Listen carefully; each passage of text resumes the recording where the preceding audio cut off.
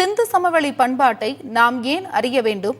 2000 கிலோமீட்டருக்கு அப்பால் இருக்கும் சிந்து சமவெளி தமிழ் நிலப்பரப்புக்கு நெருக்கமானது எப்படி என்பது குறித்து முன்னாள் IAS அதிகாரி பாலகிருஷ்ணனுடன் நமது செய்தியாளர் பாரதி நடத்திய கலந்துரையாடலை அனைத்தும் 300 நொடிகள் பகுதியில் பார்க்கலாம்.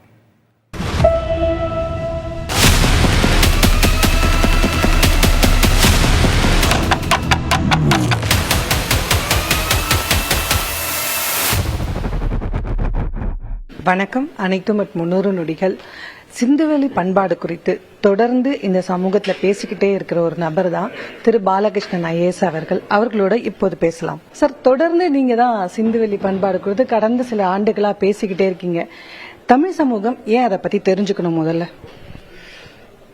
தமிழ் சமூகம் சிந்துவெளியை பற்றி ஏன் தெரிஞ்சுக்கன்னா, அதனுடைய இயல்பிலேயே நீங்க பாத்தீங்கன்னா தமிழுடைய சிறப்புங்கிற நான் அதனுடைய தொன்மை மட்டும் நினைக்கிறது இல்லை, அதனுடைய தொடர்ச்சி தான். இன்னும் சொல்றாங்க, தோற்ற தொன்மை தொடரும் இளமை. சில மொழிகளும் சில மொழி குடும்பங்கள் ரொம்ப தொன்மையா இருக்கும், ரொம்ப ஆயிரக்கணக்கான ஆண்டுகளுக்கு முன்னாடி. அப்புறம் ஆனால் காணாமல் போயிருக்கும். அப்புறம் மக்கள் பேசாம வழக்கொழிஞ்சு போயிருக்கும். இப்ப இந்த லத்தீன் மொழியெல்லாம் இருக்குல்ல, அதெல்லாம் பேசுறது யாரும் இல்லை. ஆக அப்படி வழக்கொழிஞ்சு போகாம தொடர்ச்சியா புழக்கத்தில் இருக்கிற ஒரு மொழி, அதே நேரத்தில் இலக்கிய வளமா இருக்கு. அது சங்க இலக்கியம் மாதிரி இதெல்லாம் ஒரு ஏன்சியன்ட் லிட்ரேச்சர். ஆனா இன்னைக்கும் ரினியூ பண்ணிக்கிட்டே இருக்கு. தமிழ் தன்னை தொடர்ந்து புதுப்பிச்சுக்கிட்டே இருக்கு.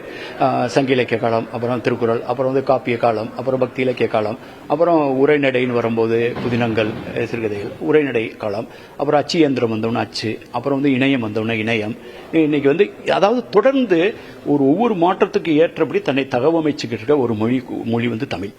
திராவிட மொழி குடும்பத்திலே அதுதான் மிகவும் தொன்மையான இலக்கிய வளம் வாய்ந்த மொழி. அப்படின்னா அது என்னது, ஆக்சுவலி எங்கதான் இருந்தோம் அப்படிங்கிற ஒரு தேடல் இருக்கும்போது இந்த சிந்துவெளி இந்த அறிவிப்பு வருது.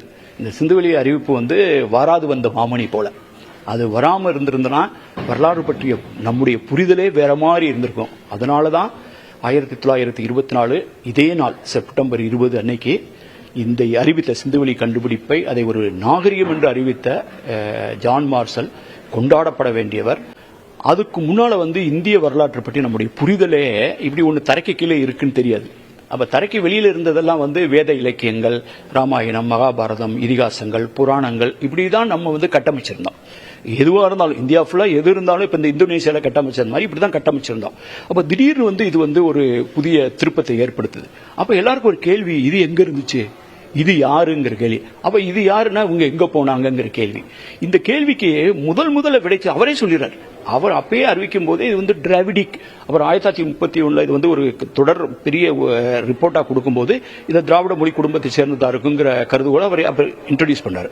அதை விட முக்கியமா இந்த அறிக்கை 2 மாதத்துல மாடர்ன் ரிவ்யூங்கிற இதழ்ல கல்கட்டால இருந்து வர்றதுல சுனித்குமார் சட்டர்ஜி அப்படிங்கிற வங்காள மொழி அறிஞர், அவர் தமிழ்நாட்டுக்காரரோ தென்னிந்தியாக்காரரோ கிடையாது, அந்த வங்காள மொழி அறிஞர் என்ன சொல்றாருன்னா, இந்த சிந்துவெளி பண்பாடுங்கிறது ஆரியர்களுக்கு முற்பட்டதா தோன்றுது, ஆரியர்கள் அல்லாததா தோன்றுது, அநேகமா இது திராவிட மொழி குடும்பத்தை சேர்ந்தது, அதிலும் குறிப்பா இந்த தமிழ் துன்பங்களோடு சேர்ந்ததுங்கிறது திராவிட மொழி குடும்பத்தை நேரடியா தொடர்பு பண்ணி 2 மாதத்துல ஒரு வங்காள அறிஞர் சொல்றார். அப்ப இருந்து இந்த உரையாடல் போய்கிட்டு இருக்கு. இப்ப சிந்துவெளி பண்பாட்டினுடைய அறிவுக்கு வயசு 100னா அதனுடைய திராவிட கருதுகோளுக்கு வயசு 100 தான்.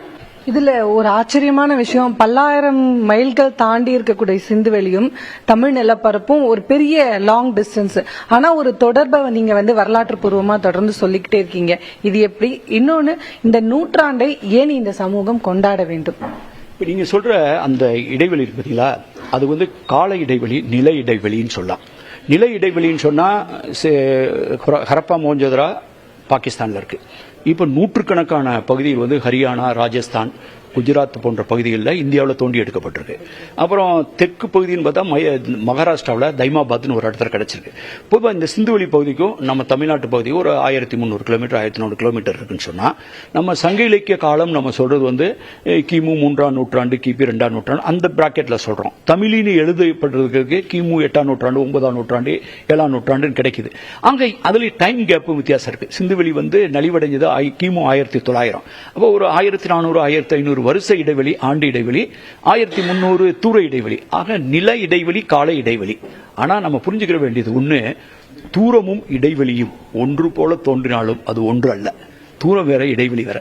தூரம்னா டிஸ்டன்ஸ், இடைவெளினா கேப். இந்த சிந்துவெளிக்கு பக்கத்திலே கங்கை சமவெளி இருக்கலாம், ஆனா அங்க வந்த பண்பாடு அதுல இருந்து தூரமா விலகி போய் இடைவெளி ரொம்ப அதிகமா இருக்கிற மாதிரி இருக்கு. ஆனா இவ்வளவு தூரத்தில் எழுதப்பட்ட தொகுக்கப்பட்ட சங்க இலக்கியத்துல சொல்ற வாழ்க்கையும் அந்த வாழ்க்கையும் ரொம்ப பக்கத்துல இருக்கிற மாதிரி இருக்கு. அதனாலதான் தூரமும் இடைவெளியும் ஒண்ணு போல தோன்றுனா கூட ஒன்று இல்லை, இது இரண்டும் வேறு, இதுக்கு வித்தியாசம் இருக்குங்கிறத புரிஞ்சுக்கிட்டாலே இந்த குழப்பம் வராது. இன்னும் சொல்ல போனா இந்திய வரலாற்றுக்கு ஒரு முகவரியை கொடுத்ததுனால சிந்து ஜான் மார்சலை கொண்டாட வேணும். இதை வேற யாரும் கொண்டாட மாட்டாங்க. ஜான் மார்சல் பேரை கூட யாரும் சொல்லி பாராட்ட மாட்டாங்க. மற்ற அவரை வேறு யாரும் கொண்டாடவில்லை என்பதனாலேயே தமிழ் மக்கள் அவரை கொண்டாட வேண்டும்.